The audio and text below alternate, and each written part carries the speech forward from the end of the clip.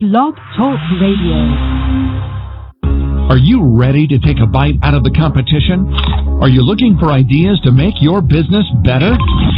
Welcome to the Core Business Show with Tim Jacquet, sponsored by Apple Capital Group. At the core of every successful business, you'll find people making a difference. And with each episode of the Core Business Show, we talk with those people, examine those ideas, and explore the strategies that make them special. Now, the host of the Core Business Show, Tim Jacquet. Good evening, everybody. Welcome to another episode of the Core Business Show with Tim Jacquet. I'm Tim Jacquet, your host. Tonight, I have a guest composer online, Rawn Harbor. He is an African-American liturgist and composer and arranger.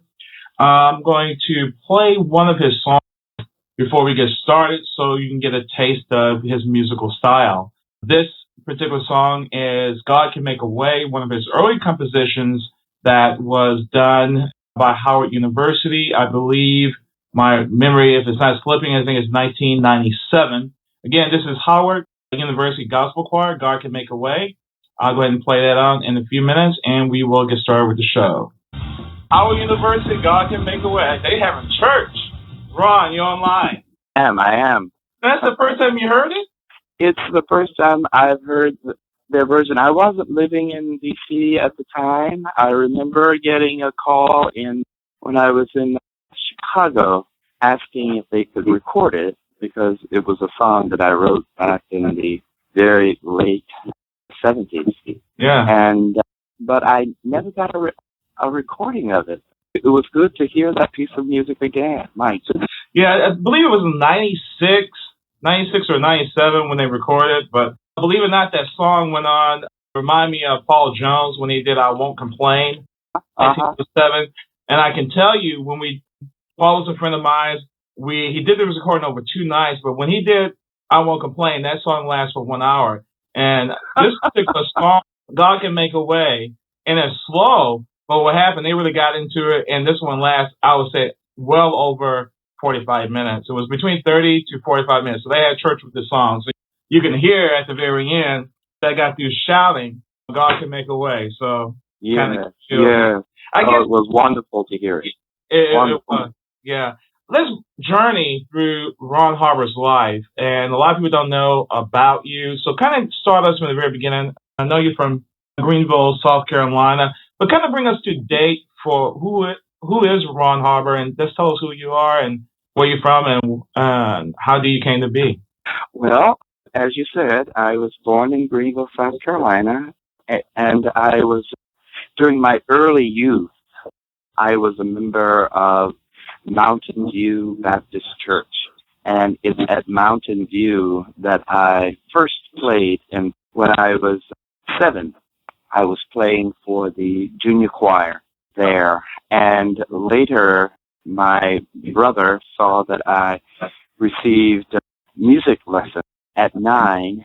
And from Mountain View, through various other circumstances, I wound up at Springfield Baptist Church, which was what we call High Baptist in Greenville. They had the great organ and the grand piano, and there I wasn't playing gospel as we knew it at that time, but we were singing the great anthems of the church, great hymns of the church as well, and that was just part of my music education. From there, of course, I went to college, and my degree was in theory and music theory and composition, and immediately moved to Washington, D.C. after I finished college, and that's where I met the Howard University Gospel Choir, among other people like Richard Smallwood and Henry Davis and Leon Roberts as well, and we were just a group of musicians there in D.C. But I was in the D.C. area about 17 years and then moved to Cincinnati, Ohio, to be with my liturgical mentor, Father Clarence Rivers. Yeah. And I was there for about a year, and what I wanted to do was to work in liturgy. I began to work in Catholic liturgy, because that was the church I was working in, and I began to see that music was extremely important in every worship service, but to know what was going on behind the music, what was motivating the music, how the music fit, how the music was made liturgical, that I didn't know. So before I left DC, I started studying both and just for some evening courses at Georgetown, but couldn't find a job as a liturgical coordinator there in DC, so that's one of the reasons why I moved. And did find a job in Chicago, so I had been pursuing this for quite a while. And was there in Chicago for a number of years and then moved to Wichita, Kansas, where I was the director of the Office of Worship for the Catholic Diocese of Wichita. And then got the chance to finally get the degree in theological studies with the emphasis on liturgy in 1998. So from there, I have been since 1998, I've been in California. Wow. Nice and warm. Yes, most of the time. I know we always talk about your Chicago experience and how cold it is down there, and yes. Wait for it to get some warm weather again. Yes, it was wonderful to be in warm weather again, let me tell you. I think, well, let me just tell you quickly that one morning I woke up when I was in Chicago. It was the winter of 93. And I woke up in the middle of the night and the radio was on, and the person who was on the radio says that the temperature is 3, and I was waiting for the next number, but the next number never came. It was 3 degrees. So I said, you know what, I'm going to have to move from here. I love Chicago. I love the people there that I was around and that I ministered with. But, oh my, the weather. The winters are brutal. So Anyway, yeah, I got out of there. And it kind of told us when you left and went to Washington, D.C., and how did you get to St. Bridget's? Was it St. Bridget's or St. Benedict? I'm sorry. St. Benedict? When I was there after I left Greenville, I went to Washington, D.C. in 1971. And I was with the James Cleveland Workshop Choir, and always there are jobs that come through there. And the director told us one day that they needed a pianist at St. Benedict, the more Catholic church. And so she decided that I should go, since I was a learned musician, and she felt that I could do the job. And I went, and I've been there ever since. I've been in the Catholic Church ever since. Wow. And you started one of the first gospel choirs for the Black church? In D.C., it was, the choir had been going on for a little over a year once I got there. Okay. But the choir at St. Benedict was the first gospel choir in the Archdiocese of Washington, D.C. Wow. Yeah, I was their second director. Wow. And then did the other churches in the area, like St. Thomas and St. Augustine, I know St. Augustine at that time still had a traditional top choir. Yeah, I believe it was Holy Comforter St. Cyprian at that time that had the second gospel choir. Okay. In the city. And gradually, this was in 1971, 72. So by 75, 76, they all had gospel choirs. Wow. Yeah. From that point, I think you mentioned that, now I can't remember, did you become Catholic while you were there at St.? No, I didn't become Catholic until I haven't told you about various and sundry jobs that I've had while I was in D.C., but I was part of the liturgical arts staff at Georgetown University, but was director of liturgy and music for Catholic University. I was working between the two and going to school at Catholic U. And while I was there at Catholic U, that's where I became Catholic there on campus there. Father Edward Brown requested that I become Catholic immediately. I won't tell you the circumstances surrounding it. And we had a wonderful, small, intimate service where I was confirmed. Yeah. Wow. I already knew much of the information about everything, including all the rites and rituals of the rite of Christian initiation of adults into the church and what the process was, and all the information about the church. So it was just a formality, because I had been Catholic for almost 11 years, because I really wanted to know what motivates this liturgy, what motivates the church. And so that's what we did. Okay. That was in 1984, by the way. Wow. Okay. Yeah. And then you said after that you went to Cincinnati to work with Father Clarence Rivers? Yeah, I went there to work with him because I was trying to become what was known as a liturgist. And actually, I wanted to be a practical liturgist. And that wasn't a concept that was widely known in the church. So I really didn't have, there was nothing else that I wanted to do in D.C. I had done almost everything with every person, every institution you could think of that was Catholic. And I knew that I needed to be going toward a career that included liturgy. So what I did was I moved there to be closer to him, and it was a wonderful time being there with him, all the conversations that we had while I was, the people that he knew, the every Tuesday morning meeting where there was Clarence there who was a PhD in liturgy, and another priest there who was a PhD in liturgical theology, and another person there who was a historian. What they would do is gather every Tuesday morning to discuss the readings for the following week. Mm-hmm. And this meeting lasted about 2 hours, and it was just fascinating. I learned so much outside of the classroom. Wow. It was wonderful. Yes. So how was to work with Father Clarence Rivers? What was it like to work with him? Well, it was in the very beginning, because I was only in the Catholic Church about a year. He had to teach me every peculiarity about the services that he was a part of.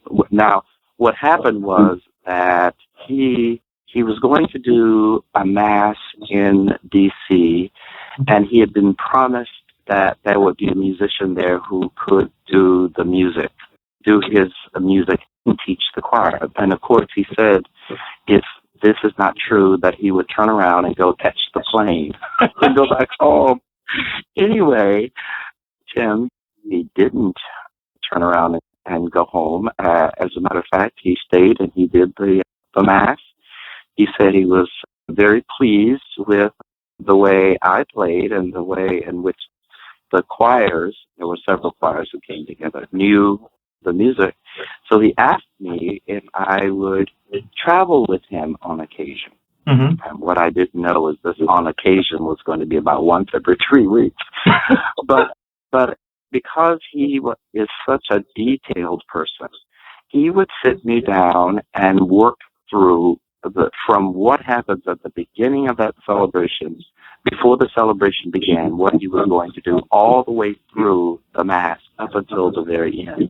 It was sometimes excruciating and sometimes exhilarating, but I learned so very much. And even today, my liturgical chops I still remember many of the techniques that he used for singing or for bringing forward whatever plan that we have in working with the liturgy group, but also about how to pray in an authentic way. Because as you well know, back in the 72, 73, the whole emphasis that we were placing on African American Catholic worship was just in its infancy. We were just learning what it meant to praise God in an authentic way, using musics that most of the people who were singing it had never used in the Catholic Church before. Mm-hmm. They had never used their own music or never employed their culture as a vehicle in Catholic liturgy. So it's all very new. And I can count myself as blessed to have worked with him over the years, from the time that I met him in 72 up until the time that he died in 2004. What was his definition of a liturgist in the African American church? Well, his definition was the same as it would be for any person who was going to call themselves a liturgist, as he got his PhD in liturgy. And so he was a bona fide, certified academic liturgist inside the Catholic Church. For what the added bonus for any person who is a liturgist in the African American Catholic Church is the knowledge of and respect for the art of the culture and a knowledge of the culture and a know-how about what part of the culture that could be included within Roman worship as well. And certainly the music of the culture and what music was appropriate for it. He was a great person to use jazz, but also spirituals and also great hymns of the church. So he was multifaceted in his musical approach to things. He loved classical, he loved gospel, he loved spirituals as well. He loved great hymns of the church. He loved the organ, he loved instruments, and that's something that I do to this day, where there is a mixture, just a wonderful fabric or texture of the fabric of music. That's a part of what we do even today. So even talking about liturgy itself, with your definition, and we talk about this Black experience, the Hispanic culture have their own experience, but what I've noticed being with the Hispanic community, the Mexican heritage is totally different from people from Puerto Rico and different from South America.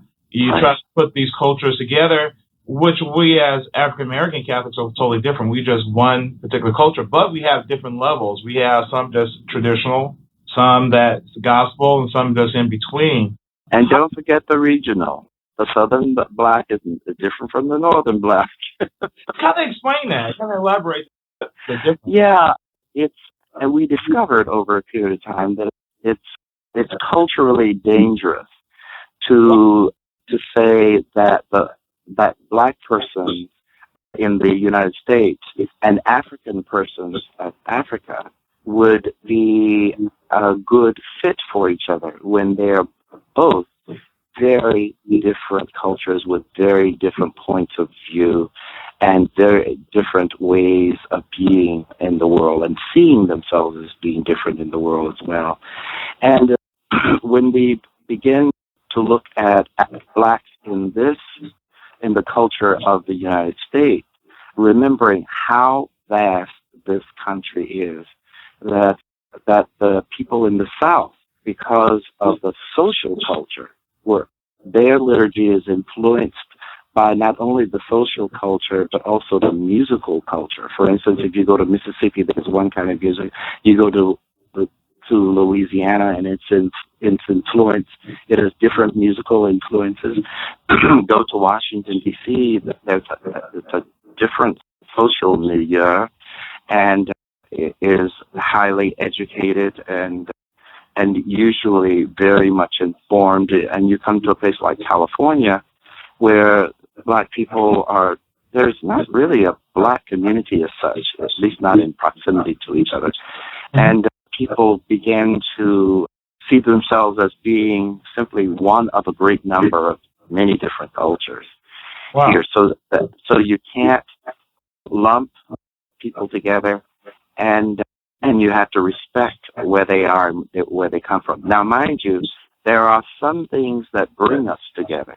We know the culture of the South is also the culture, in many cases, in the North and the Midwest and even the West, because the language of the South has informed the rest of many Black people in this country.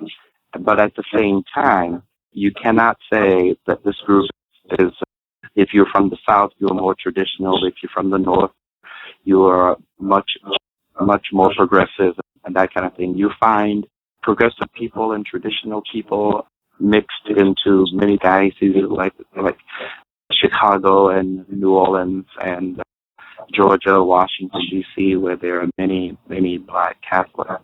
Okay. And Los Angeles, I can't forget about them. Yes. So it's totally different throughout the entire country. Right, with a few commonalities. Okay. A few commonalities, yes.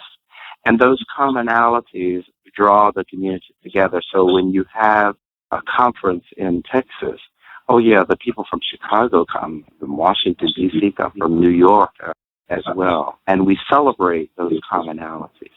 Not always in liturgical form, but at least in musical form and in some of the ways of speech as well. In community prayer. When your reflection back in the days of Rejoice Conference and Unity Explosion, that was a good thing that they brought people together to pray. Talk about the experience with Rejoice and how things changed over the course of the years in this scholarship of Black experience, if that's making sense to you. Yeah, Rejoice was a conference that brought together and celebrated Black culture, liturgy, and worship and music. And it was through the Office of Black Ministry there in Washington, D.C. that this came about. Leon Roberts was very close to Ms. Wilson, who was the director, Leon being the musician and Ms. Wilson being the director of the office. And it was through the both of them that this group of people came together. And they had no idea that it was going to be as popular as it became. But if I remember, the first one was held at Catholic University, and there were people there from all over the country, from Detroit, from Chicago, from Texas, of course, because Roderick Bell was there. And you name the place, Nashville, they had no idea that it was going to be that big. And coming together in that form, that was it was a part of a legacy of movement in the Black Catholic experience. It was first done by the National Office of Black Catholics, or NOBC, that drew together Black people around the subject of authentic African American Catholic worship. And we hear about the wonderful experiences that we had in Rensselaer, Indiana, and later spreading out to other places. But Rejoice was one of those conferences that was a spin-off from the work that had already been laid by the National Office of Black Catholics. But it was centered there in Washington, D.C., Rejoice was. And it just became, it was speaking to something that Black Catholics across the country knew was important. And they sent people to be a part of it, to get this music, to get this form of prayer, to get the liturgical motivations, to see what was being done, what was being talked about, what was happening with youth, what was happening with preaching, what was happening with praying and dance as well. All of that was there that very first year. Wow. Yeah. It was a wonderful experience. Wow. So what we're going to do is going to take maybe a 1-minute break real quick so you can get a drink of water. But I'm going to play a commercial real quick, and then we go and start talking about, I have one other question before we go into your music, is to, what do you think where the church is today in the Black community? And I know they've closed a lot of Black Catholic offices and combined them to African heritage or African descent. So if you can talk about that for a second, and then talk about also where we are today as a Black Catholic community. And we'll take one break real quick and then come back. Yeah, Rawn Harbor. Hold 1 second. All right. Okay. Alrighty. Apple Capital Group in Jacksonville, Florida, is a commercial lender that specializes in asset-based loans, equipment leasing and financing, invoice financing, commercial real estate loans, and asset-based financing in the U.S. and Canada. Apple Capital Group is a direct lender that lends on their private equity investment portfolio. 90% of most loans are decided within 2 hours, and vendor funding within 24 hours after documents are completed, with a one-page application. No slow no's, just a quick decision and a fast yes. To get more information about lending from Apple Capital Group, call 866-611-7457. That's 866-611-7457 to speak with one of our loan specialists. Or visit us right now at applecapitalgroup.com. Okay, Rawn Harbor, you still there? I am still here. Okay, I guess just talk about these offices of African American descent and what I'm not going to say your opinion of it, but I know they've closed a lot of the offices, and also where we are as a Black Catholic Church. I know, for example, speaking in the Diocese of Dallas, there aren't really any African American churches anymore. We only have one church in Fort Worth, as we identify in this diocese, which is Our Mother of Mercy. And of course, Houston is still holding on with 15 to 18 of their own churches. I mean, it's been a change, but not, they still have their churches. What do you think where we are today as Black Catholics on the decline? Are they going out to suburban churches, or what do you think? Well, I really believe that there was a de-emphasis of, there has, over the last, I'd say 5 years, I've seen a de-emphasis on the importance of diversity and multiculturalism. When it comes to the African American religious sensibility, there's still a lot of misinformation about it.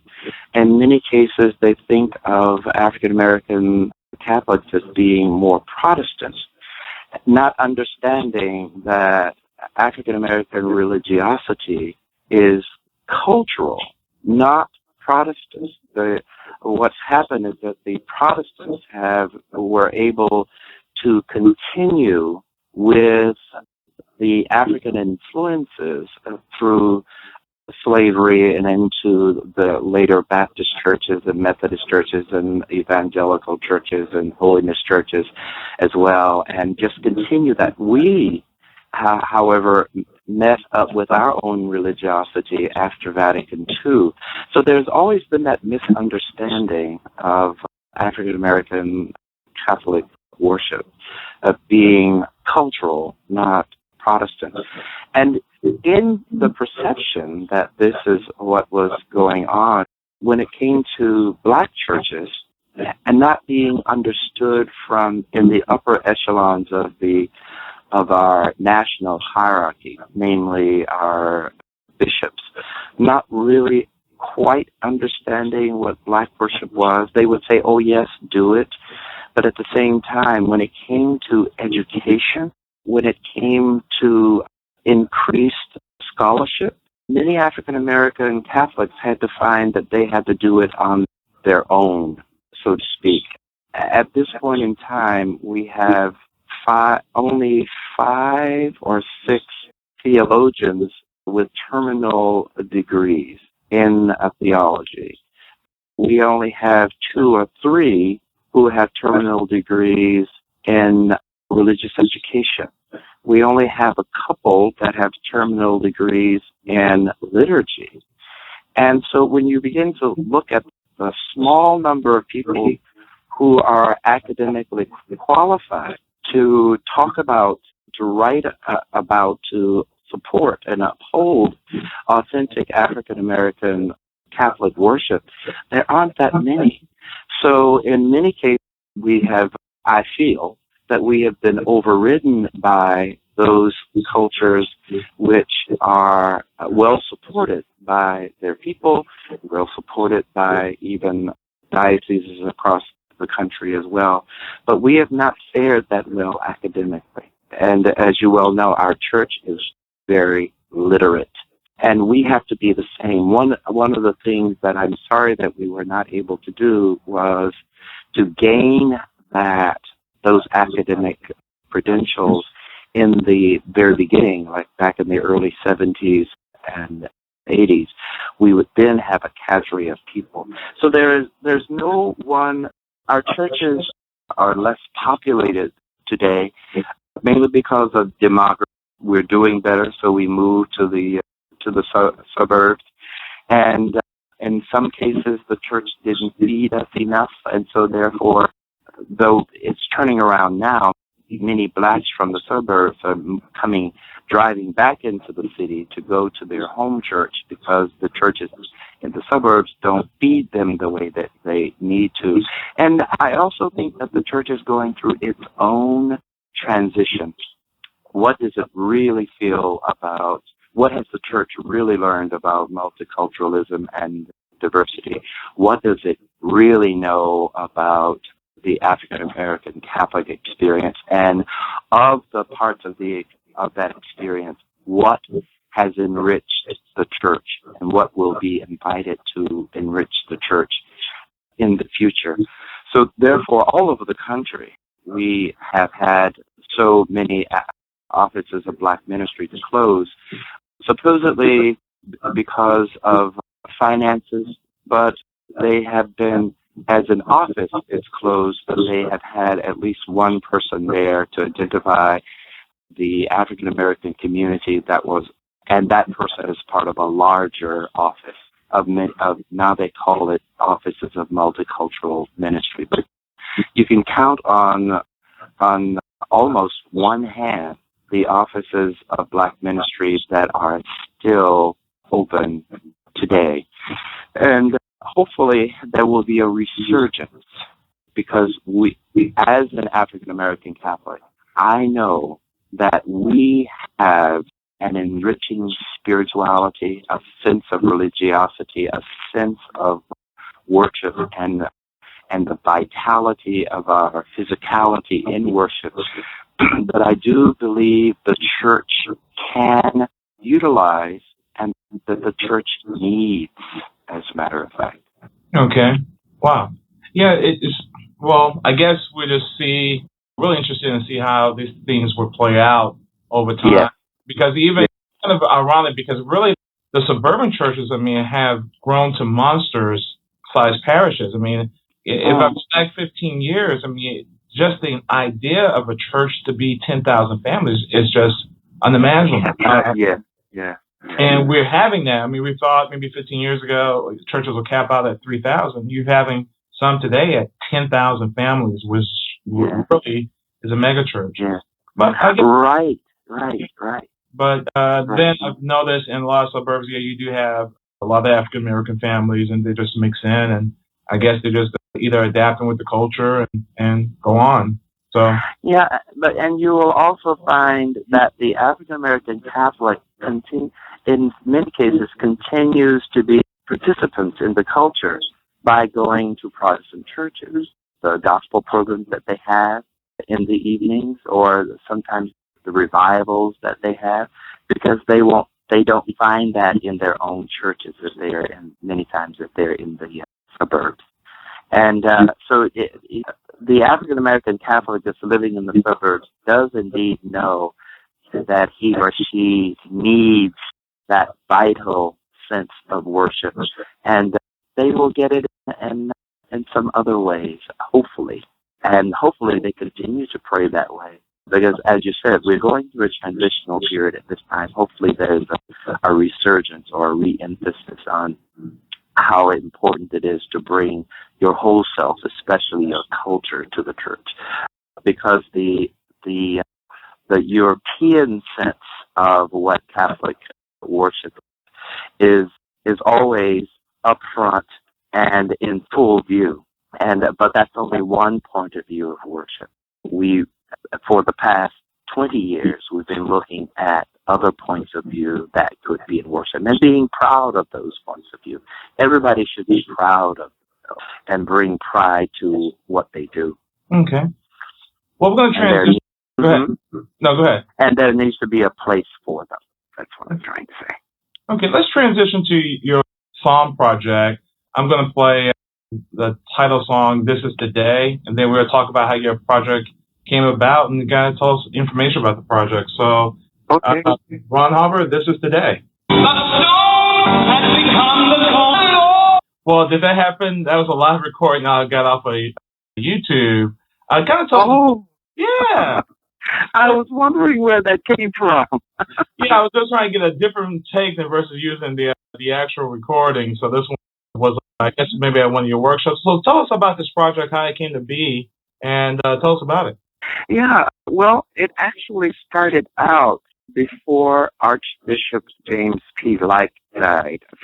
Archbishop Lyke was the person who organized and brought about the Lead Me, Guide Me hymnal, which was the hymnal for the Black Catholic Church, and or the hymnal for Black Catholics. And he had the idea that he wanted to do a project of just psalms. And in some ways it was done because Leon Roberts and I were commissioned by him to do the antiphons in Lead Me, Guide Me. But he wanted a larger project. And after he passed, a couple of us got together, Leon and Marjorie Burroughs and myself. We were the editors of Lead Me, Guide Me. And we wanted to work on that. So we shopped the idea around, but no one would pick up on it because it was such a large project, for one thing. And finally, it was Val Parker, who is now living in Atlanta. Val Parker presented the idea to Oregon Catholic Press, and they said yes. Now, this was in 2006. From the 70s, from the 80s up until 2006, we had not been able to get that idea off the ground.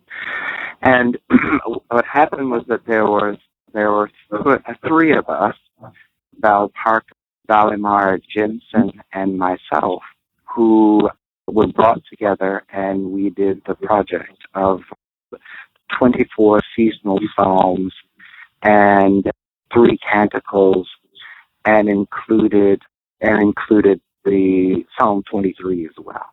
Okay. Yeah, so I believe that I did 13 pieces, and the rest were done by Valimar and by Val Parker. Okay. If anybody want to call in, they now can call in at 347-324-3460, 347-324-3460. One of the things about as composers, and which I'm guilty of, you write psalms at the last minute, and it works extremely well, but it's in your mind for that period. And once that is the whole song gone, and then you go back, well, how did that go? I did last year or early part of this year. Right. Had to start all over again because I forgot to record it. I forgot to write it down. So we forget doing right. And then we forget it. Then we start all over, like Right. Well, I had over the last several years, I have taken to writing out a sketch of what that psalm was, and usually, if I can remember once I read the sketch, I usually can figure out, that's exactly what we did. But I also have other people around me, namely choir members, who also remember the piece of music because they sang the parts of it. I don't remember what I taught. So I've kept many more that way than I have in the past, thank God. Yeah, you have a lot of music. Yeah, I think Kenneth Lewis was telling me, he said, what I always do is, Tim, go and write a schedule out of the music that you're going to do for the whole season. And then follow the way, and then go back to it a year later so you don't have to stress yourself or reinvent the wheel every time you do a schedule. Then you have your stuff there, you have your notes there, then you know how the song goes, and you don't have to keep doing this over. And right. It works because if I do, I write it down real quick or record it, write at least the part of the changes, and putting the psalm tone is very easy, but it works. And then I have to refer back to. Yeah, and I've also been working on the last few years 2 or 3, I believe there are 3 now, 3 tonal melodies that can work with almost every psalm. Remember too that in many cases have the memory problem because many of the psalms we don't see for 2 and 3 years because of our cycles. Because of our cycles of reading. So we really do have to sketch out things and try to remember what we did when so that we can bring that moment of inspiration back. Thank God I haven't had to write as many psalms as I had in the past at the last minute, mostly because I can look back in my composition book where I keep a sketchbook and see which ones I have done, and also what tone I have used as well, and whether the rhythm is done freely, whether the verses are done freely, or the rhythms or it's done without a rhythm as well, or free. It becomes important, and the reason that I'm doing that is because I'm working on cycles A, B, and C of Lent, cycles A, B, and C of Advent as well. And it's something that I want to do full time when I retire in the next year and a half. Oh, wow. Yeah. I'll be doing hopefully lots of writing, and I'll keep my health so that I can have the energy to do so. Yeah. So that's what I'm looking for. So far you have 2 psalm projects, and this will be your 3rd psalm project. Yeah, I hope. Well, the Lenten Psalm project is one unto itself, but also then comes Advent as well, which is a project unto itself, and then we'll separate ordinary time because it's so huge, so that we can eventually do most of the Psalms. I love the Psalms, and I really do want to continue writing them. As a matter of fact, God Can Make a Way Out of No Way was one of the last songs that I've written during that time of heavy writing that I was doing. I haven't really written a song in many years. Hopefully I can get back to that, but I've been writing liturgical music for the past 20 years. Wow. So going back to the time that you were actually doing your writing, your titles like Perfect Peace, which you got published, during that period, I guess in the mid-70s to the early 80s of your heavy writing, Perfect Peace, real fun, energetic song that youth choirs love, adult choirs love. You have this really different song called Prayer, which starts... Oh, yeah. Yeah, you remember... Tell us about... Oh, yes. All your compositions, this one, Prayer, and A New Beginning are totally different. So can you talk about those particular 2? Because the others normally fits a pattern like Jesus, I Love You, God Cares. But these 2 pieces, Prayer, is just so totally different than anything else you wrote. Can you talk about this story and also talk about A New Beginning, which is the opposite? Oh, you mean the one that goes, it's a new beginning. A brand new day is the... Oh, my goodness, I haven't thought about it in years. Thank you for reminding me of it. But, I in being a composer, there are certain words that come to you or certain texts that are in front of you that approach you very differently. And being a musician who has heard many different kinds of music, who has played many different kinds of music, some which we would call traditional, others that we would call avant-garde, some contemporary where things just don't seem to fit or that are approached being atonal. Well, there are some things that approached me that way too. And, that was Prayer, which begins in that odd key of B and then goes into G flat and eventually winds up in the key of B flat. Now, mind you, when you're writing something, do you have any idea theoretically of what you're doing? But if you're following the text and following your spiritual muse, these things come forward. And I wanted to write, if you were to look at the text of Prayer by itself, you would see that it is very Hebraic in its tradition. We give our lives to you, O blessed Lord. Please don't let us be self-righteous in vain, for we know the race is not given to the swift, but to those who do it, who endure to the end. It's much like prayer that one would hear on a Sunday morning in a black church. Sometimes colloquial language, sometimes scripture. That's what was coming to me at that point in time. But the musical form that came out of that was dictated by the prayer text that I wrote before I actually did the music for it. And New Beginning winds up being written for the Georgetown Gospel Choir way back in the early 70s. We're talking about a group of people who were so energetic and just had wonderful voices as well. And I wanted to write something especially for them. So I was thinking of energy and also, but at the same time thinking about that youthful energy. That's how that came about.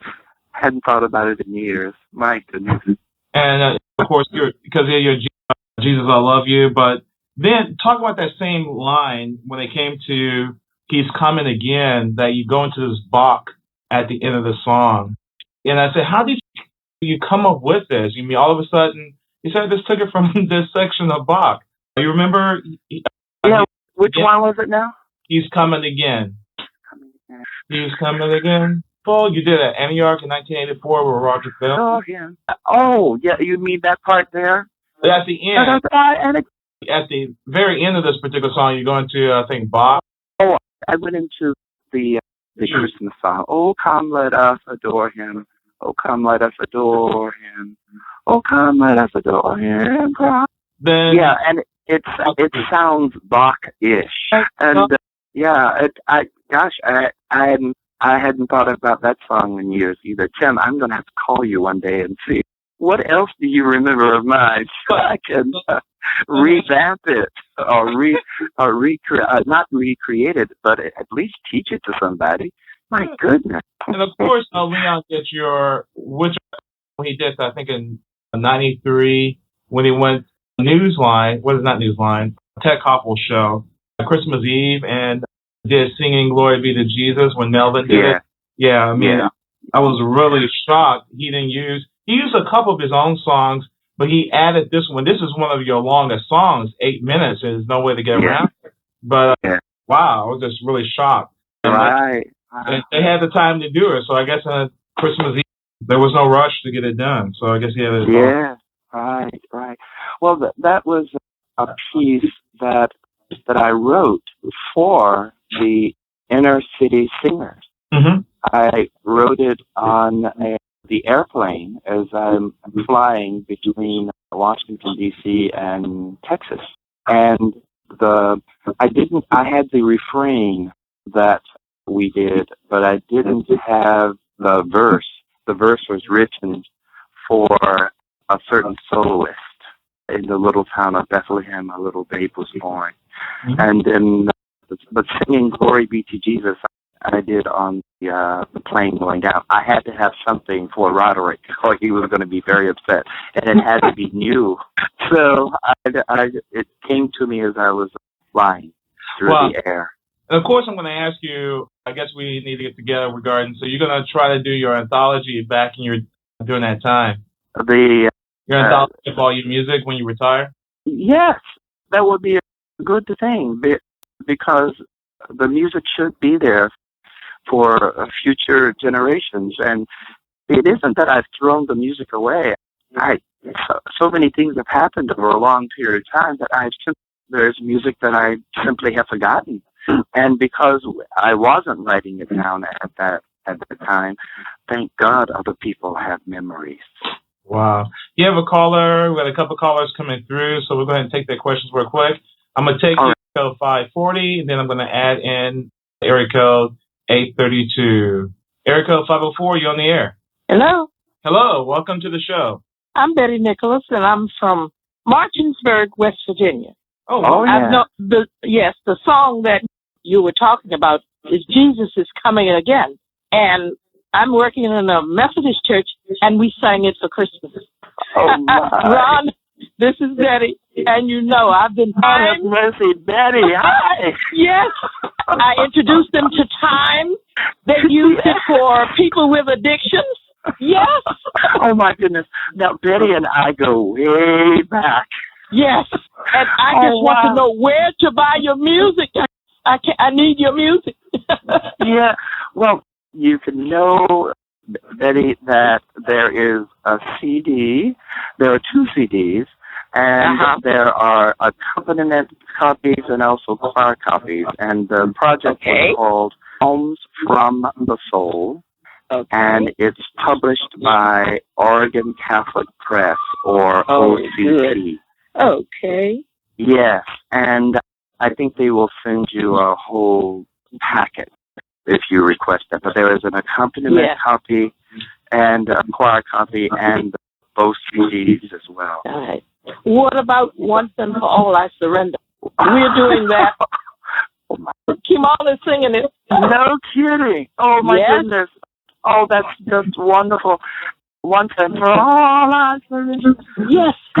Christ redeemed me from the fall. Of course. Yeah, I haven't thought about that in years. Tim, we've got to get this music down. Okay, I will hold you to it. But thank you for calling, and I will get it done. I'll help you out, Ron. All right. Good Thank to see you with you, Betty. Okay. All right. Bye-bye. Bless you. Bye-bye. We're going to take area code 832. 832, you're on the air. Hello? Hello, 832. Area code 8, you're on the air. Welcome to the show. Hello? Hi, welcome to the show. You might want to turn your radio. I'm trying to find my volume. Hold on, Tim. Oh, hey. This is Vivian. Hey, Vivian. How you doing? I'm recovering from surgery. Oh. And I was sitting here listening to you all talking and wishing I could hug you both. Oh, bless your heart. Rita's mad at Ron anyway. She says she needs that music on paper. Yes, ma'am. Yes, ma'am. If it is in God's will, I am much better about paper and pencil now. And as I was telling Tim, Vivian, there is so much music that I simply don't remember. I don't even remember the titles. And so now, thank God, we have people with memories who can bring this music back to me. She told me just the other day, that she wrote down one of your songs while we were learning it, and she made you look at it. Oh, yes, that's Rita. And she's one of those people that I will have to call, too, because she has lots of that stuff. Yes, we have words and we have memories, but other than that, we are in trouble. Yes. Oh, pray that I can have the time to get that done before I go to meet our Maker. I just pray that I can get all of that music done. But, I'm officially retiring in 2013, and I'll have much more time to recover the music and get it out to people. Some of the pieces have endured have just spanned the time. It's of course. Wow. Those songs will never forget them. Yeah, it's just tremendous. And thank God for it, for whatever made me to write the piece and whatever made people love it and remember it. Wow. We will always be grateful that God gave you to us with your talent, with your love in every song. Yes, and I certainly appreciate every person that has been in my life, especially the people in Texas and Washington, D.C., and all the places where I've lived over these many years. Each person has given me something wonderful. Great. Thank you, Vivian. Appreciate you. Thank you, guys. Y'all take it easy. Okay. Thank you. Take care. I think you were talking about Roger Bell. I know you were doing a lot of work in the late 80s, the early 80s and the late 70s with him with this particular group. Any other particular songs that you actually came down to work with him on workshops, or how did that relationship came to be? Yeah, I met Roderick at that conference sponsored by NOBC on liturgy and culture. I was again working with Clarence, and Roderick came to it. And when, as you well know, at a very young age, Roderick was one of the movers and shakers in the Black Catholic liturgy community there in Houston. And so he invited me down, me along with Arthur Patterson, who is a wonderful singer. Mm-hmm. And at each one of those times that I went down, I wrote an original piece of music. And I remember the song, I Will Follow Jesus, that we did with a small string ensemble at the church. That was one of those pieces that came out of me that continues to make me wonder. So, oh my God. Do you remember? It was just a wonderful experience. How this music comes to you? I was talking to Edwin Hawkins a few nights ago, and I said, well, do you wake up in the middle of the night and these tunes come to you? He said, no, I just sit down in the day, in the daytime. In the daytime. He's not a night person. He's a day person. He said he sits down, and he starts on the tune, and he writes it out. You don't do anything at night. Yeah. One of the things that helps me to write music is to think of who's going to be singing it. And it's sometimes the arrangement doesn't become clear until I see how people embrace it. And then I'll say, no, let's not do that. Let's do this, or whatever it might be. The basic is there, but it's the people who's singing it, the choirs, the soloists, who give me the inspiration for what works. But I am very, very moved by text. The text, and that's why I sit and read the Psalms over and over to see what it's saying to me, and also what part of cultural music I'm going to use whenever I write the piece for it. And what I tried to do in the project is to use several different gospel forms so that each one could be represented. There was a modern gospel, contemporary gospel, if you want to call it that, but also traditional gospel as well. I'm very comfortable in all those genres, but it's the text that moves me to write the piece. Wow. I know the new Lead Me, Guide Me is coming out to the second version this fall. Have you done anything with the new Lead Me, Guide Me at all? No, I haven't, and I'm hoping that it's highly successful, and I'm so happy that new and bright musicians are coming along now, and it makes me very happy that they have been included in the process, and it's going to be good for the church. Good for the church. How did the Lead Me, Guide Me 1 book came about? I know you were talking about Marjorie in Detroit, what helped spearhead with Archbishop Blythe back in that time. Yes. Well, it was a very large project because, for one, there had to be funding for it. Two, there had to be people to write for it. Three, there was a foreword, there was a dedication, but for the actual music, what would be included in that, he chose me and Marjorie and Leon to be the music editors. We were the compilers and the editors of it. And we spent 3 going from, spent 2 years, about 2.5 years. We would, anywhere that the Archbishop would be, he would many times fly us there. And we would have a meeting with him, whether he was in Chicago or if he was in Cleveland, he was in Atlanta, if he was in Memphis, just so that we could come together. And we also talked a lot on the phone as well. And in the summer of 87, we saw it. We started in 84, and we saw it in 87. Wow. And so my GIA really must have been a real successful project, because even they made a CD of just on him. Actually, it was a really successful project, more than I guess we were led to believe, because if you're going to make a CD of just hymns, and great project, and it is a good stamp of time of the quality of the music, that it was a successful project. Yes, they sold many. Yeah, a lot. Now, on the ritual, most churches, what they really need is ritual music. Or do you have any plans of pinning down any ritual music for RCIA, your scrutinies, your baptism? Oh, yes. As a matter of fact, I've been sketching those out too over the years, and we'll take the time to work on bringing them to completion, because we really do need that kind of music for the African American church, the African American Catholic Church. And it's become more and more important over the years.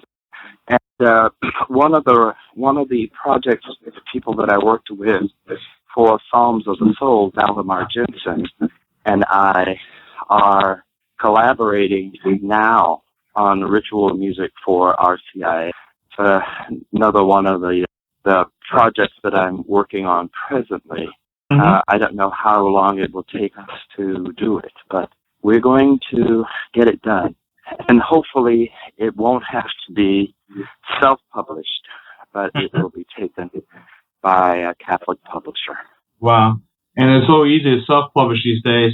In reflection, I know we had this conversation, which I was floored last week when I was getting ready to work on my worship aid for Holy Week. And I saw under the new changes, they changed the words of the Exalted. And it just, oh my gosh, I couldn't fit anything. And I call a publisher, hey, what you have? We don't have anything. Yeah. So, and I had written a piece for that. I was telling you that I had written an exaltet that we use that is for assembly, choir, and cantor. But now that has to be fully revamped. I will not be able to do it this year, but it will be chanted with the new version of chant from the Roman Missal this year, but we'll have it ready for 2013 for the vigil. Okay.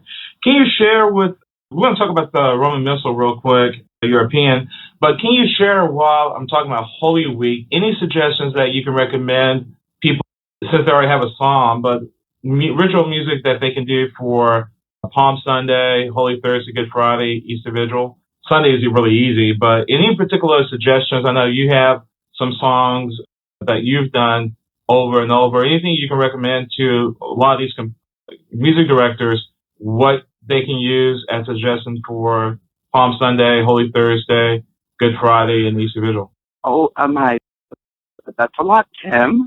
Just in general, I would use the music of the tradition. For instance, on Thursday evening, we sing, and we've done this for the past 12 years there at the church where I am, St. Columba in Oakland, California. We always begin with "Oh, How I Love Jesus." That's our opening hymn. And then we do a Gloria, of course, and this is Holy Thursday. And then there is the psalm, where I used, instead of a refrain, I used an antiphon. And a refrain is usually taken, and a refrain is usually taken from a line of scripture. And I think that I will take the cup of salvation and I will call on the name of the Lord, is the Psalm 116, I believe it is. But no, it's something else. Anyway, I took a line of the psalm and created the music around that.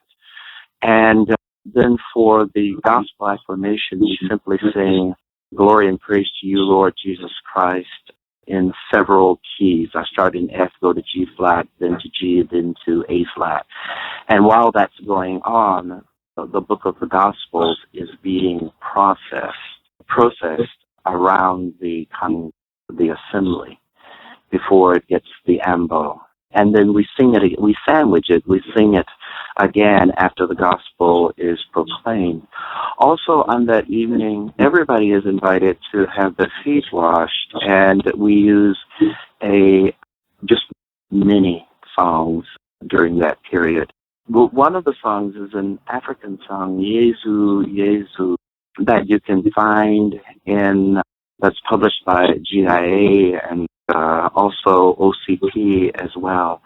Fill us with your love, show us how to serve is part of the text of that piece. But it's all about service, serving one another. Another piece is I want to be a follower of Christ.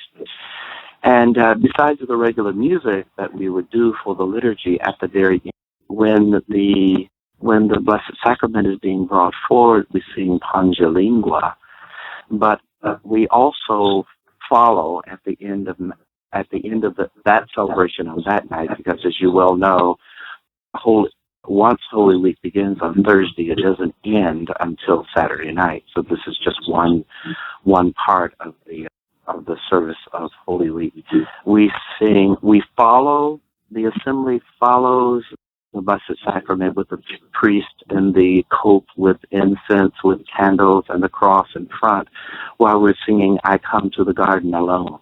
And we follow it around the church and into a smaller chapel. And that's where people linger and pray. On Good Friday, we begin with a piece that I wrote which is simply Kyrie eleison, Christe eleison, Kyrie eleison. And we do the gospel on Good Friday with as many as 15 people, many voices coming out. And then I've also written verses for Palm Sunday, where we do it with 5 different readers.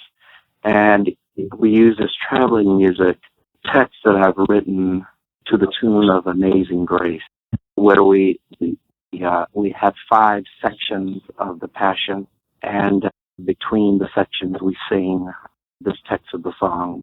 We have it for everybody in the assembly. It's just an idea as well. And during the time of the veneration of the cross, we sing songs that bring that forward, like the spiritual hammering.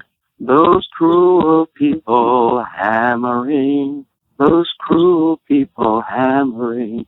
But we also sing Jesus Keep Me Near the Cross as well. Just music of the larger tradition, as well as a song by Dan Schutte called Only This I Want, but to know the Lord and to bear his cross, so to wear the crown he wore. And we finish that service by going immediately into another ritual, which is the Stations of the Cross. This is just a tradition that we have. And on Saturday, everything is full out. We start in a very stark way outside, and with the lighting of the fire, and we sing the 3 times Christ our light, and everybody answers thanks be to God, Christ our light, thanks be to God, in 3 different places. And then of course comes the introduction, and then the exalted, which we will have ready for the congregation again in 2013, a more authentic version for that church. But one of the pieces that we do that's a part of the Psalms project is Roderick. My take on Roderick Bell's Psalm, Lord, Send Out Your Spirit. We do it after the Genesis reading. Okay. And from there, we do 3 readings plus the epistle and the gospel. And that there's a response after each one of them, and I have original things for that. But when we do the gospel acclamation, we begin with the Gregorian, and all the lights are subdued, of course. But we go immediately from the Gregorian into a piece that has the idea by a former music director there at St. Columba. His name is Paul Daniels. And it goes, Alleluia, Alleluia. And so the lights are coming up and people are clapping and they're blowing out their candles and just singing. And it's a wonderful, wonderful time. Wow. But I better stop there. Okay. No problem. Really appreciate that view so people will know. One last question regarding that initiation. Do you do something during when they are submerged or emerge, like an acclamation or something that you recommend that they can use they can find? During the baptisms, after each one of the baptisms, and because we have a small number, for instance, this year we only have 5 people that are being baptized, but we use the "This is the day, let us rejoice and be glad in it" after each person comes, and it's not in place of an Alleluia or a gospel acclamation. It's just a song that we simply prefer, and everybody knows it as well. Okay. Kind of close out now. What advice would you give to a person who's coming into the Catholic Church who wants to be a music director, and also the existing directors who are in place? Your advice in encouraging them to study liturgy and how they should study it and how to approach it to study it.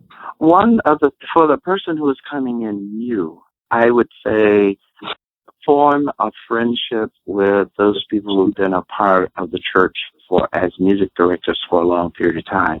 They will let you know what their repertoires are. They will let you know what they do at certain times of the year. They'll let you know how to deal with choir members and how to deal with the liturgy committee and that kind of thing as well.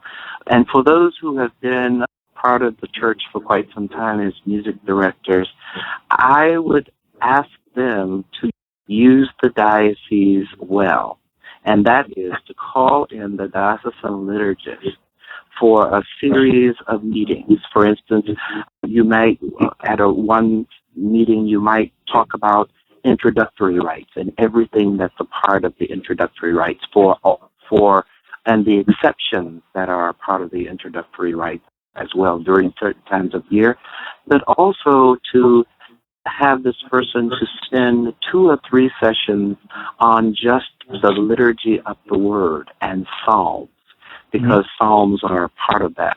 Just read through or sing through as many kinds of psalms as possible, and looking at gospel acclamations as well, and looking at the readings and selecting music for it.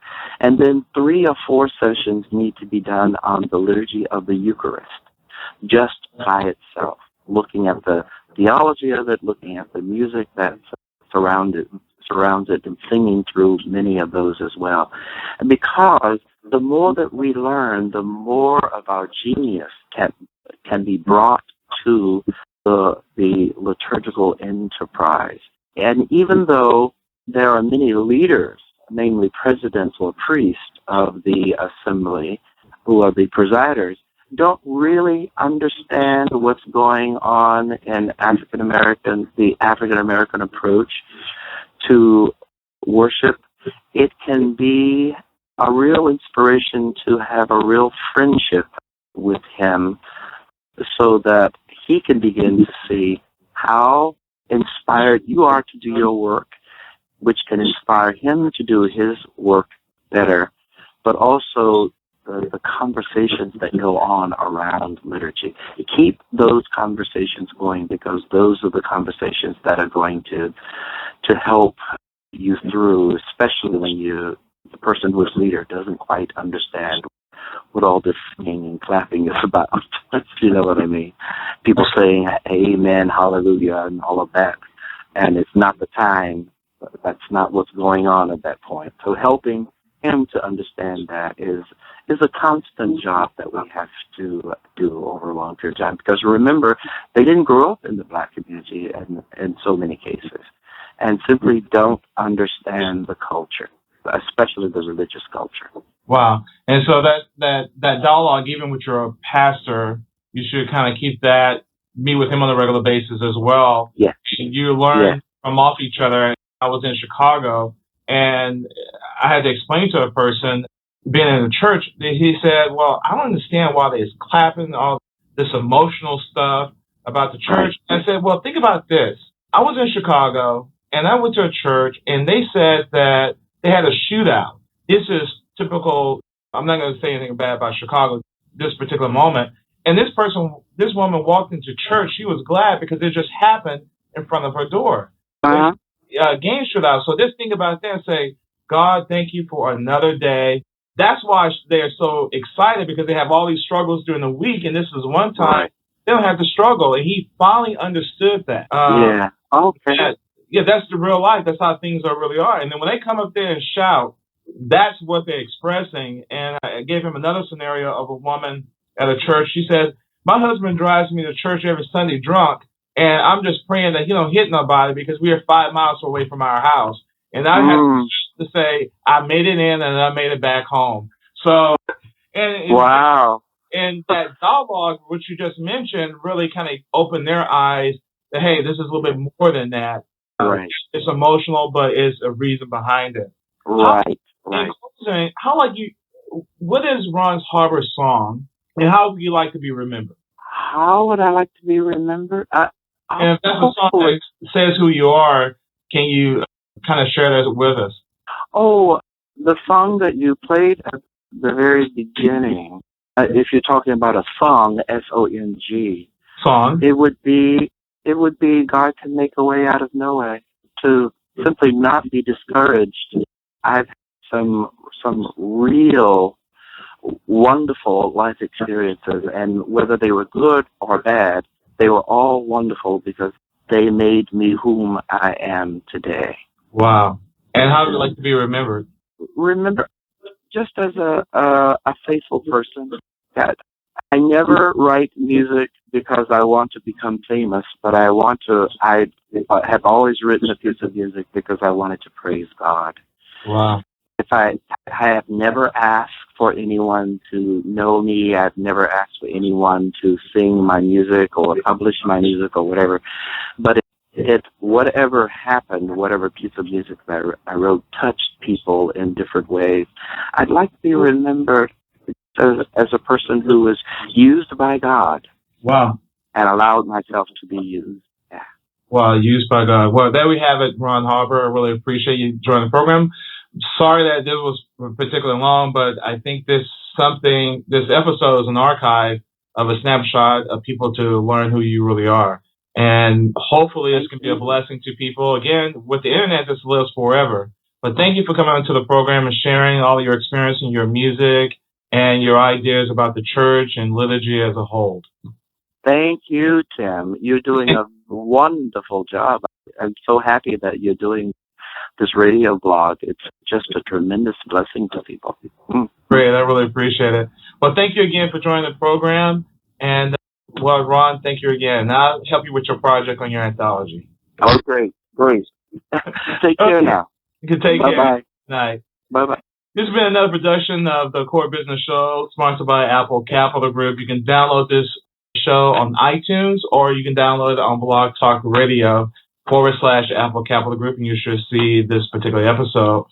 To close out, since this is Rawn Harbor's favorite song, let's go back to Have Church with God Can Make a Way by Howard University Choir. Have a great day. Thank you for listening to the Core Business Show with Tim Jacquet. For more information about equipment financing and asset-based loans, visit our website, applecapitalgroup.com. That's applecapitalgroup.com. Or call us at 866-611-7457. We hope you'll join us for our next episode. And remember, you can always get to the core via iTunes. You'll find all our previous episodes there. And thanks again for listening to the Core Business Show with Tim Jacquet.